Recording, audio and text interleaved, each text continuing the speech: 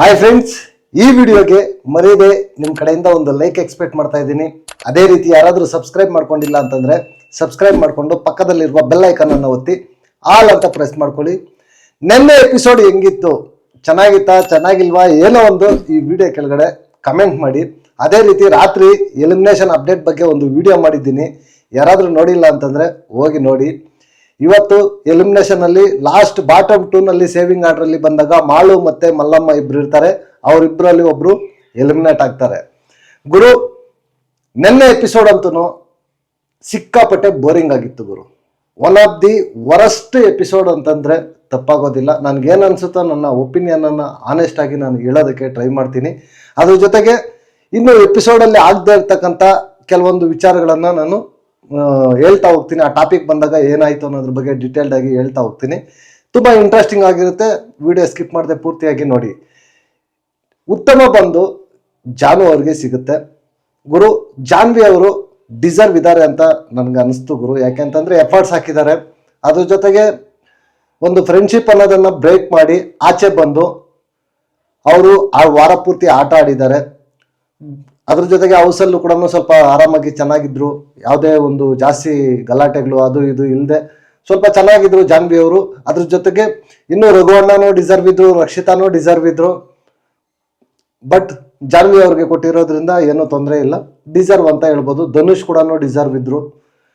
ಇನ್ನು ಕಳಪೆ ಅಂತ ಬಂದಾಗ ಧ್ರುವಂತು ಕೊಟ್ರು. ಗುರು, ಧ್ರುವಂತು ಅಂತ ಬಂದಾಗ ಟಾಸ್ಕ್ ಅನ್ನೋದು ಬಂದಾಗ ಟಾಸ್ಕ್ ಆಟ ಆಡಿದ್ದಾರೆ. ಅಟ್ಲೀಸ್ಟ್ ಅಲ್ಲೋ ಇಲ್ಲ ಆದರೂ ಧ್ರುವಂತು ಕಾಣಿಸ್ಕೊಂಡು ಸ್ವಲ್ಪನಾದರೂ ನ್ಯಾಯ ಮಾಡಿದ್ದಾರೆ ಅಂತ ನನ್ಗೆ ಅನಿಸ್ತು ಗುರು. ಧ್ರುವಂತು ಕಳಪೆಗೆ ಡಿಸರ್ವ್ ಇರಲಿಲ್ಲ ನನ್ನ ಒಪಿನಿಯನ್ ಪ್ರಕಾರ. ನಿಜವಾದ ಕಳಪೆ ಬಂದು ಸುಧೀರು, ಇಲ್ಲ ಅಂತಂದ್ರೆ ಮಲ್ಲಮ್ಮ, ಮಾಳು, ಈ ಮೂವರಲ್ಲಿ ಒಬ್ರು ಕಳಪೆ ಕೊಡಬೇಕಾಗಿತ್ತು ಅಂತ ನನ್ನ ಒಪಿನಿಯನ್ ಗುರು. ಬಟ್ ಆದ್ರೆ ಧ್ರುವಂತ್ ಕೊಟ್ಟಿದ್ದಾರೆ. ಒಂಥರ ಧ್ರುವಂತ್ಗೆ ಎಲ್ಲಾ ಆಪ್ಷನ್ ಧ್ರುವಂತ್ ಮೇಲೆ ಹಾಕೋದು ಒಂಥರ ಸೇಫ್ ಗೇಮ್ ಅಂತ ಅನಿಸ್ತಾ ಇದೆ ಗುರು. ನನಗೆ ತಗೊಂಡೋಗ್ತಾರೆ, ಧ್ರುವಂತ್ಗೆ ಹಾಕ್ತಾರೆ. ಧ್ರುವಂತ್ ಏನೋ ಮಾತಾಡಲ್ಲ, ಅಕ್ಸೆಪ್ಟ್ ಮಾಡ್ತಾನೆ ಅಂತ ಅಂದ್ಬಿಟ್ಟು ಧ್ರುವಂತ್ಗೆ ಹಾಕ್ತಾರೆ ಅಂತ ಅನಿಸ್ತಾ ಇದೆ. ಇನ್ನು ಅದೆಲ್ಲ ಆದ್ಮೇಲೆ ಕನ್ನಡ ರಾಜ್ಯೋತ್ಸವ ಸೆಲೆಬ್ರೇಷನ್ ಸ್ಟಾರ್ಟ್ ಆಗುತ್ತೆ. ತುಂಬಾ ಚೆನ್ನಾಗಿತ್ತು. ತುಂಬಾ ಚೆನ್ನಾಗಿ ಗ್ರ್ಯಾಂಡ್ ಆಗಿ ಮಾಡಿದ್ರು. ಅಷ್ಟು ಮಾತ್ರ ಗ್ರ್ಯಾಂಡ್ ಆಗಿ ಮಾಡ್ಬೇಕು. ಯಾಕಂತಂದ್ರೆ ಎಲ್ಲ ಕನ್ನಡ ವಿಚಾರವಾಗಿ ಬಿಗ್ ಬಾಸ್ ಸೆಟ್ ಹಾಕಿದಾಗ ಒಳಗಡೆ ಅಷ್ಟು ಗ್ರ್ಯಾಂಡ್ ಆಗಿ ಮಾಡಿಲ್ಲ ಅಂತಂದ್ರೆ ಹೆಂಗಿರುತ್ತೆ. ಚೆನ್ನಾಗಿ ಗ್ರ್ಯಾಂಡ್ ಆಗಿ ಮಾಡಿದ್ರು. ತುಂಬಾ ನೋಡೋದಕ್ಕೆ ಎಲ್ಲ ಡ್ಯಾನ್ಸ್ ಗೀನ್ಸ್ ಎಲ್ಲ ಚೆನ್ನಾಗಿತ್ತು. ಅದೆಲ್ಲ ಆದ್ಮೇಲೆ ಬಿಗ್ ಬಾಸ್ ಮನೆ ಒಳಗಡೆ ಎಂಟ್ರಿ ಆಗ್ತಾರೆ ಸುದೀಪ್ ಅಣ್ಣ. ಎಂಟ್ರಿ ಆಗಿದ ತಕ್ಷಣ ಎಲ್ಲ ಕೇಳ್ತಾರೆ, ಎಲ್ಲ ವಿಚಾರಿಸ್ತಾರೆ, ಹೆಂಗಿದ್ದೀರಾ ಏನು ಅಂತ ಅಂದ್ಬಿಟ್ಟು ಕೇಳ್ತಾರೆ. ಕೇಳಿ ಪ್ರಿನ್ಸಿಪಾಲ್ ಬಗ್ಗೆ ಕೇಳ್ತಾರೆ. ಸ್ಟಾರ್ಟಿಂಗ್ ಅಲ್ಲಿ ಹೆಂಗಿತ್ತು ಪ್ರಿನ್ಸಿಪಾಲ್ ಅವರೇ ಅಂತ ಅಂದ್ಬಿಟ್ಟು ಕೇಳ್ತಾರೆ. ಅವ್ರ ಒಪಿನಿಯನ್ ಅವ್ರು ಹೇಳ್ತಾರೆ, ತುಂಬಾ ಕಷ್ಟ ಆಗಿತ್ತು, ಹಂಗಿತ್ತು ಹಿಂಗಿತ್ತು ಅಂತ ಹೇಳ್ತಾರೆ. ಬಟ್ ಈ ಕಡೆ ಮನೆಯವ್ರನ್ನ ಕೇಳ್ತಾರೆ. ಬೇರೆ ಮೆಂಬರ್ಸ್ನ ಕೇಳಿದಾಗ ಅವ್ರವ್ರ ಒಪಿನಿಯನ್ ಹೇಳಿ ಅಂತ ಕೇಳಿದಾಗ ಅವ್ರು ಕೆಲವರು ಚೆನ್ನಾಗಿ ಮಾಡಿದ್ರು, ಕೆಲವರು ಚೆನ್ನಾಗಿ ಮಾಡಲಿಲ್ಲ, ಸರಿಯಾಗಿ ಮಾಡಲಿಲ್ಲ, ಬಯಾಸ್ಡ್ ಆಗಿದ್ರು, ಡಿಸಿಷನ್ ಆ ಥರ ಹೋಯ್ತು, ಈ ಥರ ಹೋಯ್ತು, ಡಿಸ್ಕಷನ್ ಮಾಡಿಲ್ಲ, ಈ ಥರ ಎಲ್ಲ ಒಪಿನಿಯನ್ಸ್ ಬರುತ್ತೆ. ಬಟ್ ಇಲ್ಲಿ ಒಂದು ಕ್ಲಾರಿಫೈ ಮಾಡ್ತಾರೆ. ಅವರು ತುಂಬಾ ಚೆನ್ನಾಗಿ ಮಾಡಿದ್ರು, ವಾರ ಪೂರ್ತಿ ಅವರು ಕೊಟ್ಟಿರೋ ಪಾತ್ರದಲ್ಲಿ ಇದ್ರು. ಬಟ್ ನೀವು ನಿಮ್ಮ ಪಾತ್ರದಲ್ಲಿ ಇರಲಿಲ್ಲ. ಇಲ್ಲಿ ಬಂದಾಗ ಪ್ರಿನ್ಸಿಪಾಲ್ ಅಂತ ಬಂದಾಗ ಅವರ ಪಾತ್ರದಲ್ಲಿ ಅವರು ಕರೆಕ್ಟ್ ಆಗಿದ್ರು ಅಂತ ಅಂದ್ಬಿಟ್ಟು ಹೇಳ್ತಾರೆ. ಅದ್ರ ಜೊತೆಗೆ ಇಲ್ಲಿ ರಾಶಿಕಾಗೆ ಸ್ವಲ್ಪ ಕ್ಲಾಸ್ ಕೂಡ ಆಗುತ್ತೆ. ಏನು ಕ್ಲಾಸು ಅಂತಂದ್ರೆ, ಮನೆಯಿಂದ ಅವಮಾನ ಆಗಿರೋದು, ಬಟ್ ಅವ್ರ ಮನೆ ಕಡೆಯಿಂದ ಕಾಲ್ ಬಂದಾಗೆ ಅವ್ರ ತಮ್ಮನೇ ಸ್ವಲ್ಪ ರ್ಯಾಶ್ ಆಗಿ ಮಾತಾಡಿ, ಹೆಂಗಂದ್ರೆ ಹಂಗೆ ಮಾತಾಡಿ ಇದಾಗಿದ್ದು. ಆ ವಿಚಾರನ ತಗೊಂಡು ಇಲ್ಲಿ ಸ್ವಲ್ಪ ರಾಶಿಕಾಗೆ ಕ್ಲಾಸ್ ಆಗುತ್ತೆ.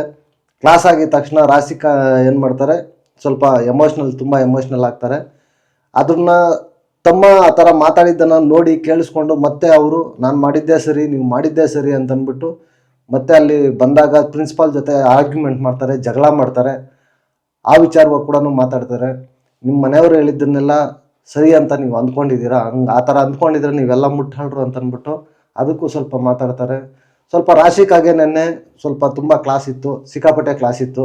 ಪಾಪ ಎಡಿಟರು ಮಾಮ ಬಂದು ರಾಶಿಕಾ ಫ್ಯಾನ್ ಇರಬೇಕು, ಎಲ್ಲ ಸಖತ್ತಾಗಿ ಟ್ರಿಮ್ ಮಾಡಿ ಆದಷ್ಟು ಎಷ್ಟು ಕಡಿಮೆ ಆಗುತ್ತೋ ಅಷ್ಟು ಟ್ರಿಮ್ ಮಾಡಿ, ಎಷ್ಟು ಕಡಿಮೆ ಕ್ಲಾಸ್ ಇಡೋಕ್ಕಾಗುತ್ತೋ ಅಷ್ಟು ಕಡಿಮೆ ಕ್ಲಾಸನ್ನು ರಾಶಿಕಾ ವಿಚಾರದಲ್ಲಿ ಇಟ್ಟಿದ್ದಾರೆ.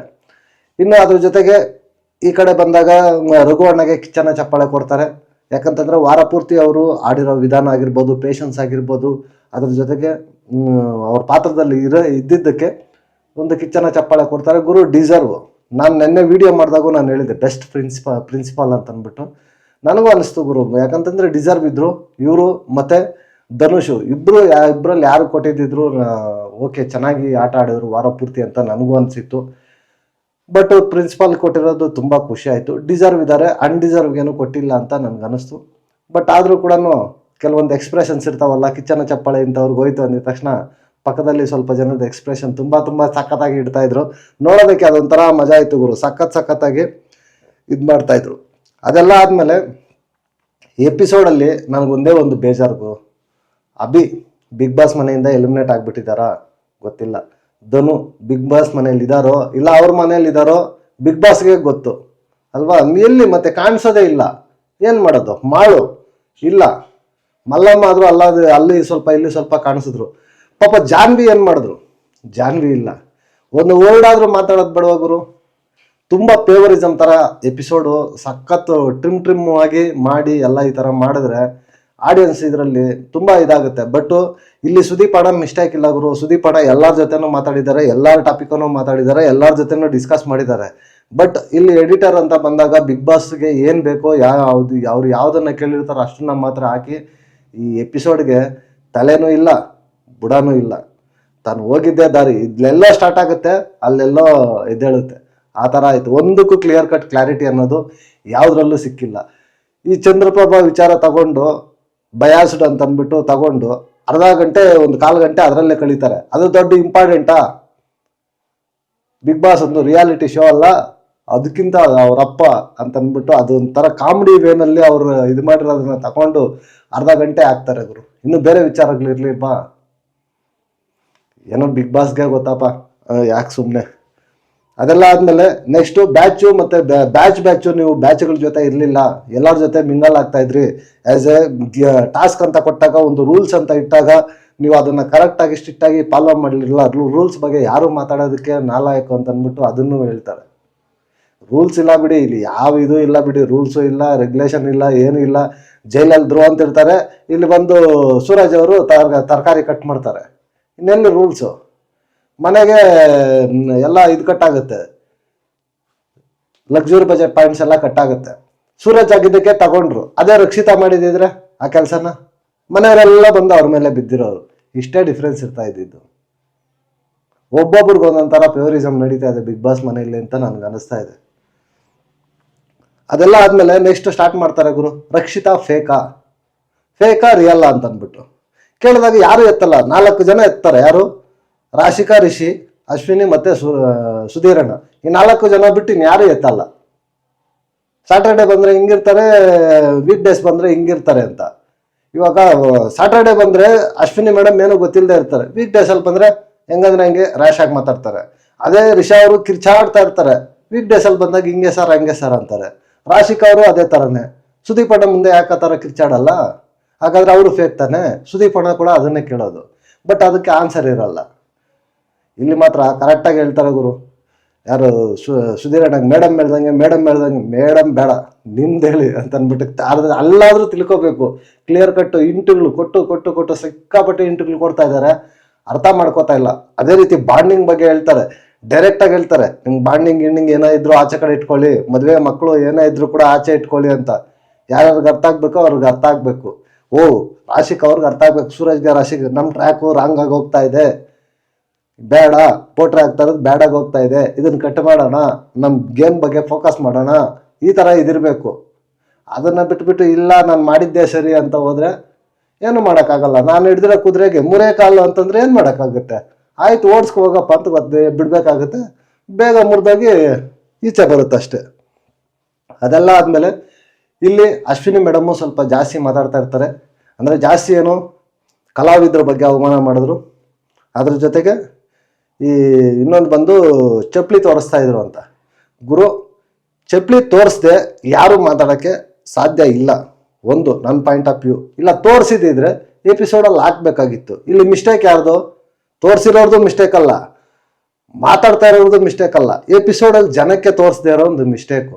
ಅವು ತೋರಿಸ್ಬಿಟ್ಟಿದ್ರೆ ಕ್ಲಿಯರ್ ಕಟ್ ಕ್ಲಾರಿಟಿಯಿಂದ ತೋರಿಸಿದ್ರೋ ಇಲ್ವೋ ಅಂತ ಗೊತ್ತಾಗ್ತಾ ಇತ್ತು. ಇವಾಗ ನೀವು ಯಾರ್ದಂತ ಸರಿ ಅಂತ ಹೇಳ್ತೀರಾ, ಯಾರ್ದು ತಪ್ಪು ಅಂತ ಹೇಳ್ತೀರಾ ಅಲ್ವಾ?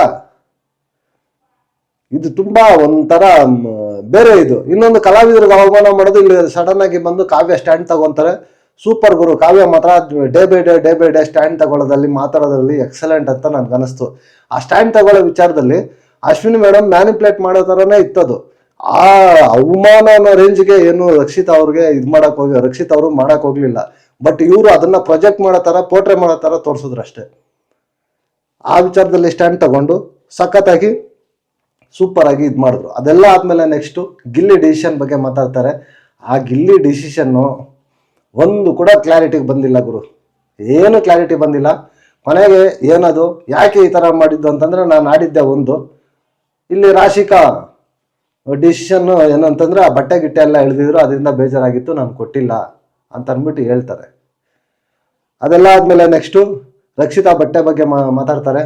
ಗುರು ಕ್ಲಿಯರ್ ಕಟ್ ಆಗಿ ಆ ವಿಡಿಯೋನ ಹಾಕಿ ಜನಕ್ಕೆ ತೋರಿಸದೇ ಇರೋದು ನಾನು ತೋರಿಸ್ತೀನಿ ಅಂತ ಅಂದ್ಬಿಟ್ಟು ತೋರಿಸ್ತಾರೆ. ರಕ್ಷಿತಾ ಅಲ್ಲಿ ನಿಜವಾಗ್ಲೂ ನನಗೆ ರಕ್ಷಿತಾ ನೆನ್ನೆ ಟೂ ಗುಡ್ ಅಂತ ಅನ್ಸಿದ್ರು ಗುರು.